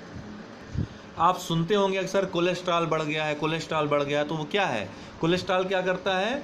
जो आपकी जो नसें होती हैं जिसमें खून प्रवाहित, रक्त प्रवाहित होता है, उसको ये जाम कर देता है, जिसके कारण अचानक जो है हृदय में जो रक्त का पहुंच होता है वो बाधित हो जाता है और हृदयाघात की संभावनाएं बढ़ जाती हैं। तो कोलेस्ट्रॉल इसका उत्तर होगा। शरीर में कोलेस्ट्रॉल की अधिकता कारण हृदयाघात होता है। यह 2 प्रकार का होता है कोलेस्ट्रॉल, एक अच्छा एक बुरा। अच्छा, गुड कोलेस्ट्रॉल और बैड कोलेस्ट्रॉल। अच्छे कोलेस्ट्रॉल की विशेषता होती है कि वह कमरे के सामान्य ताप पर जमता नहीं है, बल्कि बैड कोलेस्ट्रॉल वह क्या होता है, कमरे के सामान्य ताप पर भी जम जाता है। बैड कोलेस्ट्रॉल के जमाव से कोरोनरी जो धमनी है धीरे धीरे पतली होती जाती है, जो उसमें जमता जाता है, रास्ता पतला होता जाता है।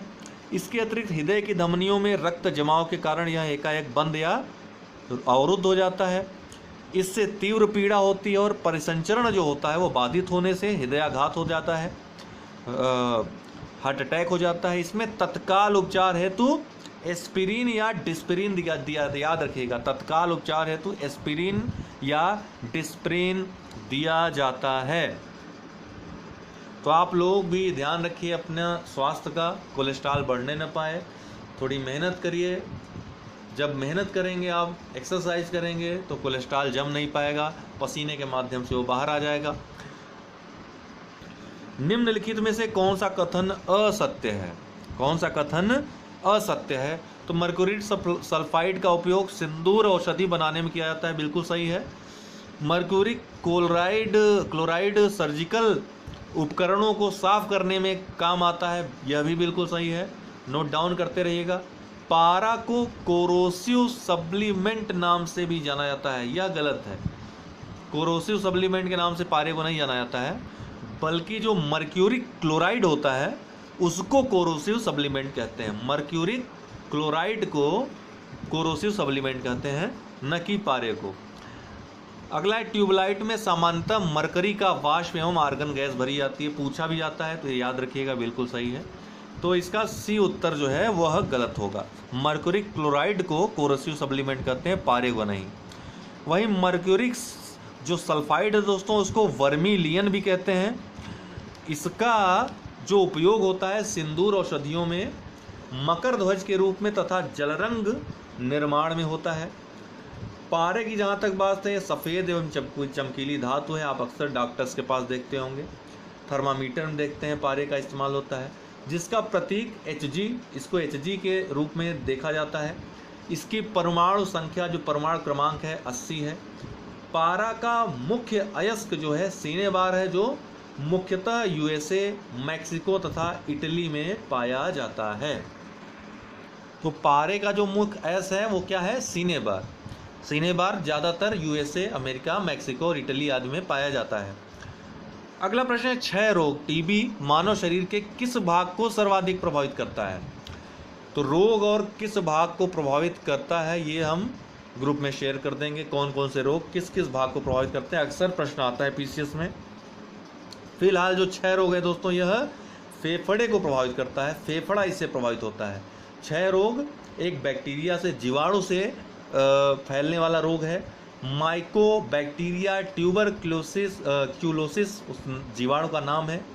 यह बीमारी सर्वाधिक फेफड़ों को ही प्रभावित करती है, किंतु इसका दुष्प्रभाव फेफड़े के अलावा स्पाइन, ब्रेन, एब्डोमेन आदि अंगों पर भी पड़ता है, लेकिन मुख्यतः फेफड़े पर पड़ता है। BCG जो है वह टीका है, एक प्रकार का एंटी टीबी क्षय रोग के खिलाफ एक टीका है BCG का, तथा विलिसिन इस रोग की नवीनतम दवा है। हालांकि और भी दवाएं आ गई हैं, अपडेट कर लेंगे। इस रोग के उपचार हेतु स्ट्रेप्टोमाइसिन का इंजेक्शन दिया जाता है। इस रोग के उपचार हेतु स्ट्रेप्टोमाइसिन का इंजेक्शन दिया जाता है। इसके अलावा DDT भी एक प्रक्रिया है इसके उपचार की। अंगूर में प्रचुर मात्रा में पाया जाने वाला ऑर्गेनिक अम्ल है। अंगूर में जो पाया जाता है, कौन सा ऑर्गेनिक अम्ल पाया जाता है? तो टार्टरिक अम्ल अंगूर में पाया जाता है। टार्टरिक अम्ल, अंगूर और इमली दोनों में टार्टरिक अम्ल पाया जाता है। इसका उपयोग, जो टार्टरिक अम्ल है, इसका उपयोग दोस्तों बेकिंग पाउडर बनाने में भी होता है। एसिटिक अम्ल दोस्तों सिरके और अन्य फलों के रसों से मुक्त अवस्था में पाया जाता है। ये सिरके में पाया जाता है एसिटिक अम्ल, और कई फलों में भी उनके रसों में मुक्त अवस्था में पाया जाता है। सेल्यूलोज जो है वो एसीटेट के रूप में यह रेयान तथा फोटोग्राफिक फिल्म बनाने में भी प्रयोग होता है। सेल्यूलोज एसीटेट के रूप में एसिटिक अम्ल फोटोग्राफिक फिल्म और रेयान के निर्माण में भी प्रयोग होता है। वहीं मैलिक अम्ल का निर्माण दोस्तों सभी जीवों द्वारा होता है। यह प्रमुखतः सेब में पाया जाता है। तो लगभग जितने जीव हैं वो मैलिक अम्ल का निर्माण करते हैं। इसके अलावा यह सेब में पाया जाता है। साइट्रिक अम्ल दोस्तों यह जो खट्टे फल होते हैं साइट्रस, उनमें पाया, जैसे संतरा हो गया, मौसम्मी हो गया, इन सब में पाया जाता है। वहीं घास के पत्ते में बेंजोइक अम्ल पाया जाता है। चुंबकीय बल रेखाओं से संबंधित निम्न कथनों पर विचार कीजिए। जो चुंबकीय बल रेखाएं हैं उनसे संबंधित कथन है। दो बातें याद रखिएगा कि चुंबकीय क्षेत्र जहां पर मजबूत होगा, जहां मजबूत चुंबकीय क्षेत्र होगा, प्रबल होगा, वहां पर बल रेखाएं पास पास होंगी, नज़दीक होंगी, और जहां पर जो चुंबकीय क्षेत्र है कमज़ोर होगा, बल रेखाएं दूर दूर होंगी।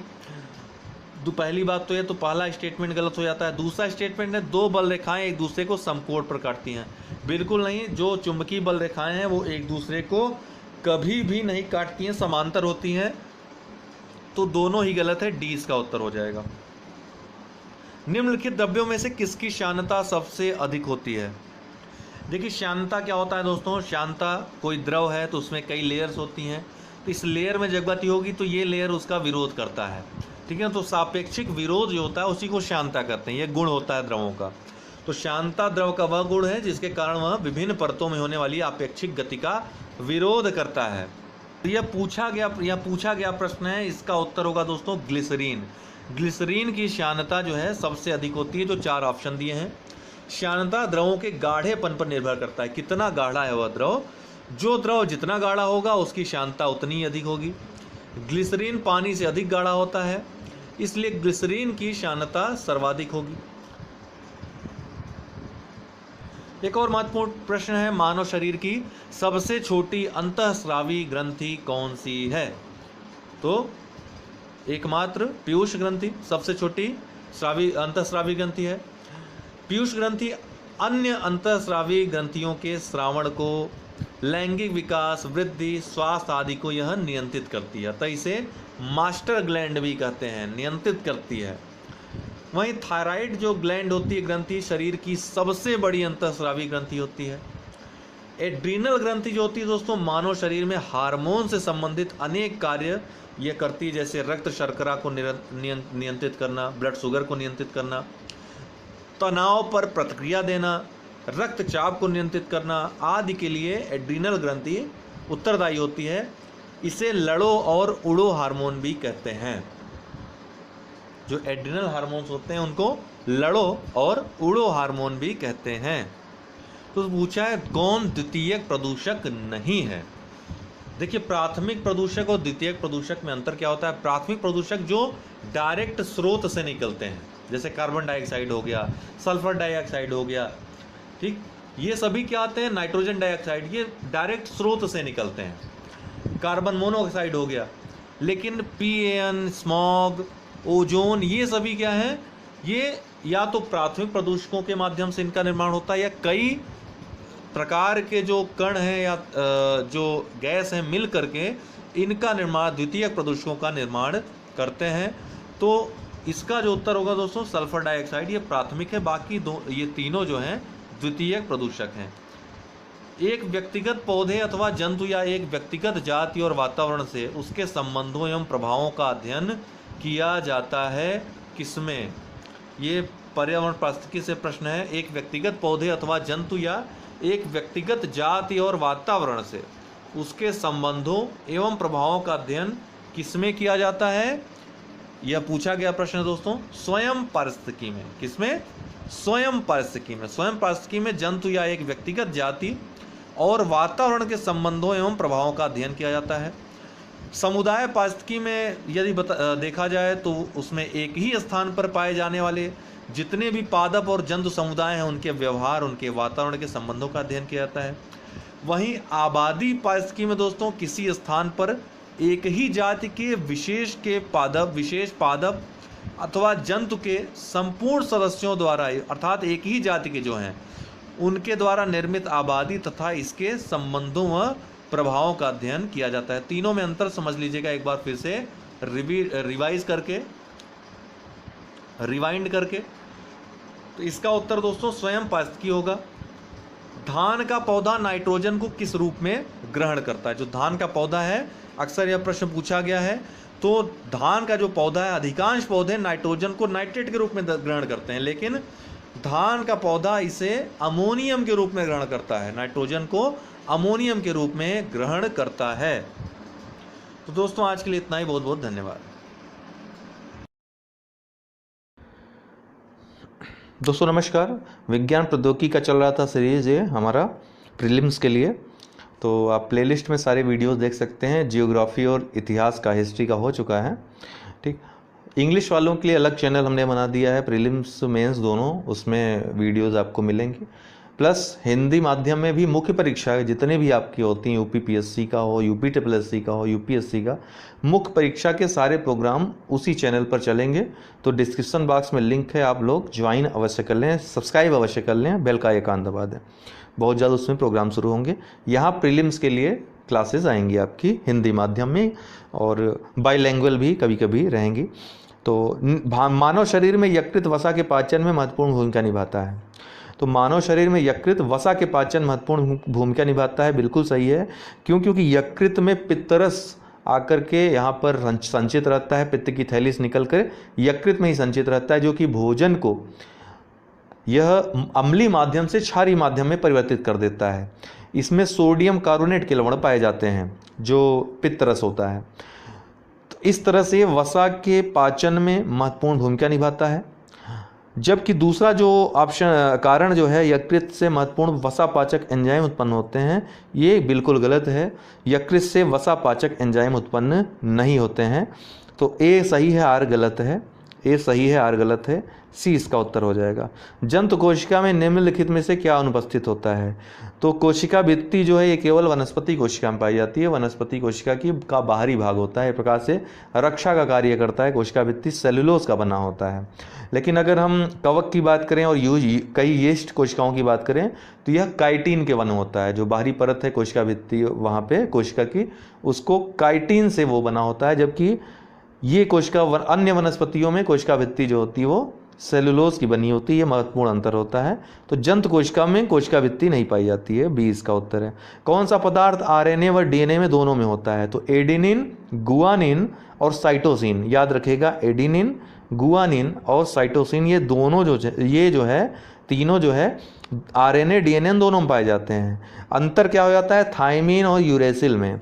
आरएनए में यूरेसिल पाया जाता है और डीएनए में थायमिन पाया जाता है। तो उन तीनों के अलावा यूरेसिल आरएनए में, डीएनए में थायमिन, ठीक, दोनों में क्या पाया जाएगा कॉमन? एडेनिन, गुआनिन और साइटोसिन। तो ये ए इसका उत्तर हो जाएगा। किस अंग को कोशिका का कंकाल कहा जाता है? तो ये अंतःप्रद्रवी जालिका को कोशिका का कंकाल कहा जाता है। क्यों कहा जाता है? क्योंकि ये यांत्रिक शक्ति प्रदान करता है कोशिका को। अंतःप्रद्रवी जालिका ये कोशिका को यांत्रिक शक्ति प्रदान करता है, ठीक है। यह जो पदार्थ हैं, विभिन्न प्रकार के खनिज पदार्थ या अन्य पदार्थ, उनका नियंत्रण, प्रोटीन संश्लेषण करता है, उसका कार्य करता है। कोशिका भित्ति और कोशिका विभाजन के बाद केंद्रक के आवरण का निर्माण करता है, इसीलिए इसको कोशिका का कंकाल कहा जाता है। वही राइबोसोम की बात करें तो इसका जो प्रमुख कार्य है, अमीनो अम्लों के द्वारा प्रोटीन का संश्लेषण कराना है। वहीं लाइसोसोम का अगर प्रमुख कार्य देखें तो कोशिका में जो विभिन्न पदार्थ हैं उनका पाचन करना लाइसोसोम का कार्य रहता है। तो कोशिका का कंकाल अंतःप्रद्रवी जालिका। सही सुमेलित नहीं है, इसमें विभिन्न विभाजन हैं और विभिन्न अविभाजन और कोड हैं। इसकी खोजकर्ता के नाम है, तो कौन सा सुमेलित नहीं है? तो अर्धसूत्री विभाजन तो फार्मर और मूरे ने किया था, सही है, कई बार पूछा जा चुका है। समसूत्री विभाजन वाल्टर फ्लेमिंग, ये भी बिल्कुल सही है। एक जीन एक एंजाइम, ये बेटसन ने नहीं किया था। बेटसन का जो मतलब कि खोज है वो आनुवांशिकता से है, ठीक है, संबंध है आनुवांशिकता की खोज से है। जबकि जो एक जीन एक एंजाइम का सिद्धांत है ये बीडम और टेटम, इन दोनों ने ये एक जीन एक एंजाइम का सिद्धांत दिया था। और आनुवांशिक कोड तो ये हरगोविंद खुराना, बिल्कुल सही है। तो यही सी जो है इसका उत्तर है। सी सुमेलित नहीं है। एक जीन ने एक एंजाइम का सिद्धांत बीडम और टेटम का था, जबकि बेटसन का जो था वो आनुवांशिकी का सिद्धांत से यह रिलेटेड है, न कि एक जीन एक एंजाइम के सिद्धांत से। बाकी तीनों सही हैं। अगला महत्वपूर्ण प्रश्न है, डीएनए संश्लेषण और कोशिका विभाजन के लिए आवश्यक कौन सा है? तो कौन डीएनए संश्लेषण में और कोशिका विभाजन के लिए आवश्यक। कई लोग जो है पिछली बार एक एग्ज़ाम हुआ था, मुझे याद नहीं आ रहा है, उसी का प्रश्न है ये, मैंने उठाया है, उसमें विटामिन ई बहुत लोगों ने करके आया था, लेकिन वो गलत हो गया था। इसका उत्तर होगा फोलिक अम्ल। फोलिक अम्ल जो होता है उसको B9 भी कहते हैं, विटामिन 9 भी कहते हैं, ठीक है, इनके समूहों को। ये क्या करते हैं, रुधिराणु जो होते हैं, जो ब्लड सेल्स होते हैं, उनके निर्माण, डीएनए का संश्लेषण, कोशिका विभाजन, इन सब के लिए आवश्यक या अनिवार्य प्रोटीन होते हैं, विटामिन होते हैं, सॉरी, ठीक है, फोलिक अम्ल B9, विटामिन 9 इनको कहते हैं। इनकी कमी से एनीमिया रोग हो जाता है, ठीक है, और वृद्धि जो है प्रभावित होती है। डी इसका उत्तर है। निम्न में से किसे विकसित बीज रहित पौधा कहा जाता है? तो निम्नलिखित में से बीज रहित पौधा कहा जाता है टेरिडोफाइटा। टेरिडोफाइटा में क्या है दोस्तों कि इसमें संवहन ऊतक में जाइलम और फ्लोएम दोनों पाया जाता है, ठीक है ना, लेकिन पुष्प तथा बीज का निर्माण नहीं होता, इसीलिए इसको विकसित और बीज रहित पौधे की संज्ञा दी जाती है। किसको? टेरिडोफाइटा को। जिम्नोस्पर्म की बात करें तो इसके अंतर्गत वे पौधे आते हैं जिसके बीज नग्न होते हैं, ये नग्न बीजी होते हैं और इनमें अंडाशय का अभाव होता है।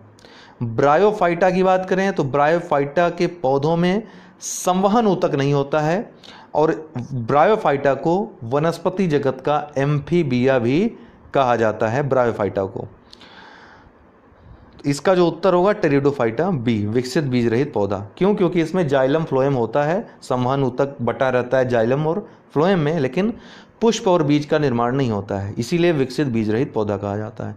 पौधे के रंगीन भागों में क्या पाया जाता है? तो ये तो सरल प्रश्न है, क्रोमोप्लास्ट। तो क्रोमोप्लास्ट ये पुष्प के दलों या पुष्पदल जो होते हैं या रंगीन फल, उनकी भित्तियों में पाए जाते हैं। इनमें पूछा गया है कि क्रोमोप्लास्ट में किसका अभाव होता है, तो इसमें स्ट्रोमा नहीं पाए जाते हैं। हम आपको बायो वाले जो वीडियो है उसमें विस्तार से हमने बताया ये चीज़, जो फुल वीडियो है उसको आप एक बार अवश्य देखें। तो इसमें स्ट्रोमा का अभाव होता है और ये कीट परागण जो होता है उसमें सहायक होते हैं क्रोमोप्लास्ट। अगर क्लोरोप्लास्ट की बात करें तो ये हरे रंग के लवक होते हैं, हरित लवक भी कहा जाता है इनको, जो नील हरे शैवाल, बैक्टीरिया और कवकों को छोड़ करके बाकी सभी पौधों में ये विद्यमान होते हैं, ठीक है। ये नील हरे शैवाल में नहीं पाए जाते हैं, बैक्टीरिया में नहीं पाए जाते हैं और कवकों में नहीं पाए जाते हैं, बाकी सभी पौधों में क्लोरोप्लास्ट पाए जाते हैं, ठीक है। और ल्यूकोप्लास्ट ये महत्वपूर्ण है, इसको भी जानना, इसको जानते रहिए। ये पौधे का जो भूमिगत भाग होता है उसमें ये पाए जाते हैं, जो पौधे का निचला भाग होता है, भूमिगत होता है, उसमें ल्यूकोप्लास्ट पाए जाते हैं और ये 3 प्रकार के होते हैं। एक तो एमाइलोप्लास्ट होता है जो शर्करा को मंड में परिवर्तित करके संचित रखता है, शुगर को यह मंड में परिवर्तित करता है, स्टार्च में परिवर्तित करके संचित रखता है, ठीक है। इसके अलावा एक इसका है भाग प्रोटीनोप्लास्ट, ये बीजों में प्रोटीन का संचय करते हैं, प्रोटीनोप्लास्ट। और इसके अलावा एक और होता है ल्यूकोप्लास्ट का प्रकार, इलायोप्लास्ट जिसको कहते हैं, ये बीजों में मिलते हैं और वसा का संचय करते हैं, उनको इलायोप्लास्ट बोलते हैं। तो ल्यूकोप्लास्ट क्या होता है? पौधे के भूमिगत भागों में पाए जाते हैं, ये 3 प्रकार के होते हैं। कौन कौन? Amyloplast, elaioplast, प्रोटीनोप्लास्ट। इमाइलोप्लास्ट क्या करता है? यह शुगर को मंड में, स्टार्च में परिवर्तित करके संचित रखता है। इलायोप्लास्ट क्या करता है? ये बीज में मिलता है और वसा का संचय करता है। और वहीं प्रोटीनोप्लास्ट क्या करता है? बीजों में प्रोटीन का संचय करता है। इसका जो उत्तर होगा, पौधे के रंगीन भागों में क्या पाया जाता है? क्रोमोप्लास्ट पाया जाता है। क्रॉसिंग ओवर की घटना किस में होती है? क्रॉसिंग ओवर की घटना होती क्या है दोस्तों? क्रॉसिंग ओवर जब आप समझ जाएंगे तो आपको तुरंत उत्तर भी प्राप्त हो जाएगा। दर्शक, क्रॉसिंग ओवर क्या होता है? कोशिका विभाजन के दौरान जो गुणसूत्र होते हैं उनमें जो है आनुवांशिक सूचनाओं के आदान प्रदान को क्रॉसिंग ओवर कहा जाता है और यह घटना अर्धसूत्री विभाजन में घटित होती है। किसमें? अर्धसूत्री विभाजन में। तो इसका उत्तर हो जाएगा सी। जो असूत्री विभाजन है दोस्तों, ये दरअसल अविकसित जो कोशिकाएं होती हैं उसमें घटित होता है असूत्री विभाजन। समसूत्री विभाजन के किस अवस्था में गुणसूत्र सबसे अधिक स्पष्ट दिखाई देते हैं? तो समसूत्री विभाजन की जो विभिन्न घटनाएं, जो विभिन्न अवस्थाएं हैं, उसमें किस अवस्था में गुणसूत्र सबसे ज़्यादा स्पष्ट दिखाई देते हैं? ये पूछा हुआ प्रश्न है। मेटाफेज इसका उत्तर होगा बी। समसूत्री विभाजन के मेटाफेज अवस्था में जो स्पिंडल होते हैं पूर्ण रूप से विकसित हो जाते हैं और गुणसूत्र पहले की तुलना में और अधिक स्पष्ट नज़र आने लगते हैं। कल वाले वीडियो में आपको हम जो विभाजन है, कोशिका विभाजन है, उसमें जितने प्रकार हैं, क्या अंतर है अर्धसूत्री, समसूत्री और अन्य में क्या क्या अवस्थाएं होती हैं, इनके बारे में कल वाले वीडियो में आप देखिएगा, अवश्य देखिएगा कल 8 बजे वाला वीडियो। तो आज के लिए इतना ही करते हैं दोस्तों, बहुत बहुत धन्यवाद।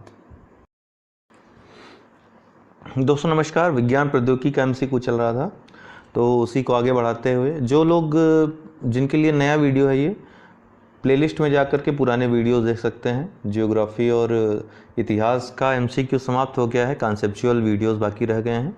कंप्लीट वीडियोस उनके उपलब्ध हैं प्लेलिस्ट में, ठीक है। तो विज्ञान प्रौद्योगिकी स्टार्ट कर रहे हैं। माचिस की तीलियां बनाने हेतु प्रयोग में लाया जाता है। देखिए, हम एक बात आपको बता देना चाहते हैं कि विज्ञान प्रौद्योगिकी से जो प्रश्न आते हैं सभी के लिए बनाए जाते हैं, क्योंकि उनको पता होता है बनाने वाले को कि ये आर्ट्स का स्टूडेंट है, इसके लिए साइंस के गूढ़ प्रश्नों को हल करना मुश्किल है, इसलिए बहुत ही साधारण, बहुत सिंपल और सतही प्रश्न पूछते हैं। हमेशा आप देखेंगे साइंस से बहुत सतही प्रश्न, जो व्यवहारिक प्रश्न होने चाहिए वही बनते हैं, बहुत ज़्यादा गहराई से प्रश्न नहीं पूछे जाते हैं, ठीक। तो इसलिए आप लोग इस सब्जेक्ट को लेकर के कभी चिंतित मत होइएगा। तो ऐसे ही प्रश्न आते हैं एकदम फैक्चुअल लगभग। माचिस की तीलियां बनाने हेतु प्रयोग में लाया जाता है किसे? तो लाल फास्फोरस का प्रयोग होता है माचिस की तीलियां बनाने में। किस विस्फोटक को नोबेल तेल की संज्ञा दी जाती है?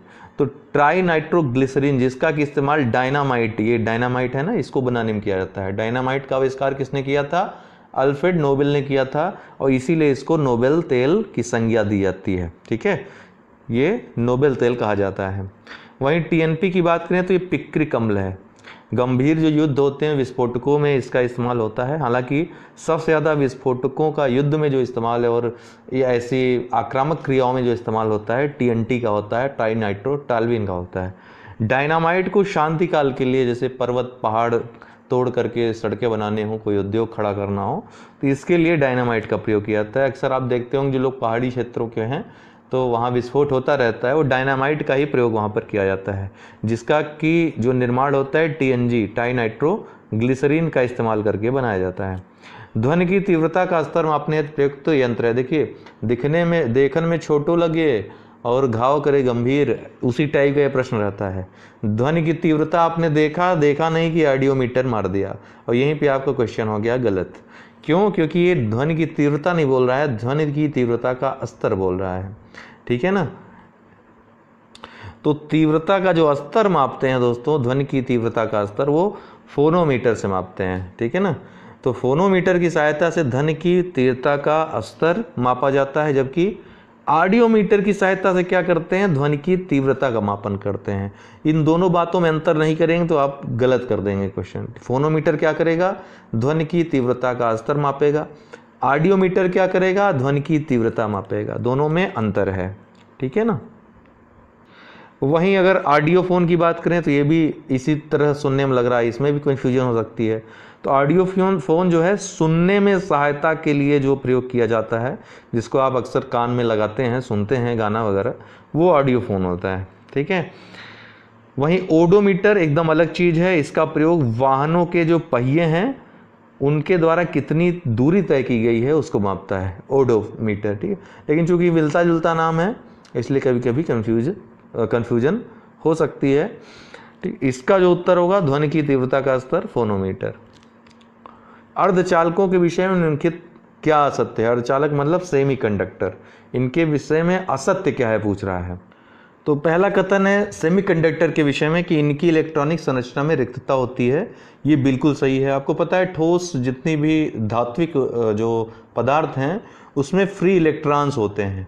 वही फ्री इलेक्ट्रॉन्स में जो है बहुत ज़्यादा वही जो है कंडक्शन का कारण होते हैं। इलेक्ट्रिक कंडक्शन जो होता है, जो विद्युत चालकता होता है, उसका मेन रीजन जो फ्री इलेक्ट्रॉन्स होते हैं वही होते हैं। तो मुख्य कारण फ्री इलेक्ट्रॉन्स ही होते हैं, उनके गमन चक्र से ही वो चालकता उत्पन्न होती है। तो अर्धचालक क्या होते हैं? जो चालक हैं अर्थात जो कंडक्टर्स हैं और जो कंडक्टर नहीं है, जो इंसुलेटर हैं, ठीक है, अर्थात जो विद्युत प्रतिरोध उत्पन्न करते हैं, ठीक है, जिसमें विद्युत प्रवाहित नहीं हो सकती है, उनके बीच की कड़ी होते हैं अर्धचालक, ठीक है। उनके बीच का गुण इनमें होता है, चालकता उनके बीच के मध्य होती है, वो सेमीकंडक्टर होते हैं। इनका उपयोग इलेक्ट्रॉनिक्स और ट्रांजिस्टर उपकरणों से होता है। देखिए, इलेक्ट्रॉनिक युग की शुरुआत ही सेमीकंडक्टर के आधार पर हुई है। सेमीकंडक्टर के ही समझ लीजिए नींव पर चल कर के ही इलेक्ट्रॉनिक उद्योग पला बढ़ा है, ठीक। जर्मेनियम व सिलिकॉन अर्धचालक हैं, बिल्कुल ये भी सही है, जर्मेनियम सिलिकॉन ये अर्धचालक हैं।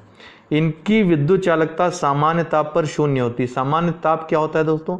अक्सर 20 से 25 डिग्री सेल्सियस के तापमान को हम सामान्य ताप कहते हैं, या रूम टेम्परेचर भी कहते हैं, कमरे के ताप, कमरे का ताप अक्सर इसको कहते हैं। तो 20 से 25 डिग्री सेल्सियस को सामान्य ताप कहा जाता है।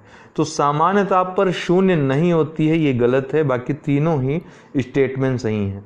दरअसल सामान्य ताप पर अर्धचालक की विद्युत चालकता जो होती है वो चालकों और विद्युत रोधी जो पदार्थ या इंसुलेटर्स हैं उनके मध्य होती है, ठीक है ना। लेकिन अगर 0 डिग्री केल्विन की बात करें, जिसको परम शून्य ताप कहते हैं, वहां पर अर्धचालक की चालकता शून्य हो जाती है और वह इंसुलेटर की तरह कार्य करने लगता है। एक और स्टेटमेंट यहां पर ऐड कर सकते थे, जो अक्सर एग्जाम से पूछ सकता है आपसे, जो सबसे ज़्यादा पूछता है कि ताप बढ़ाने पर अर्धचालकों की चालकता बढ़ती है कि घटती है।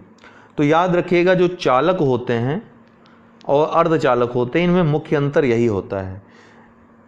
अगर चालकों की पे हम ताप बढ़ाएं, चालकों की जो चालकता है वो ताप बढ़ाने पर वो घट जाती है। कोई चालक है, कोई तार है, एल्युमिनियम का जैसे हो गया, एल्युमिनियम एक चालक है, तार है, उसको अगर हम गर्म करें तो उसकी चालकता जो है घट जाएगी, अर्थात प्रतिरोधकता उसकी बढ़ जाएगी। लेकिन सेमीकंडक्टर्स में क्या होता है, अर्धचालक में क्या होता है कि जब गर्म करेंगे, ताप बढ़ाएंगे तो इनकी चालकता बढ़ जाती है, अर्थात प्रतिरोधकता जो रेजिस्टेंस है वो घट जाता है। ये महत्वपूर्ण अंतर है और यही आपके यूपीएससी से लेकर के जितने भी एग्जाम होते हैं सबसे ज़्यादा अगर कोई प्रश्न पूछा जाता है अर्धचालकों से तो यही पूछा जाता है। किसी नली में द्रव के प्रवाह की दर ज्ञात करने हेतु प्रयोग किया जाता है। द्रव की प्रवाह की दर पूछ रहा है तो इसके लिए वेंटुरीमीटर, ठीक है, इसका उपयोग किया जाता है द्रव की प्रवाह की दर के लिए। बाकी जो स्फेरोमीटर है यह किसी सतह की वक्रता जो है उसको मापने हैं तो स्फेरोमीटर, ठीक है, स्फेरोमीटर का प्रयोग किया जाता है। पाइकिनोमीटर की बात करें तो द्रवों के घनत्व और प्रसार गुणांक जो है उनको मापने का यंत्र है पाइकिनोमीटर।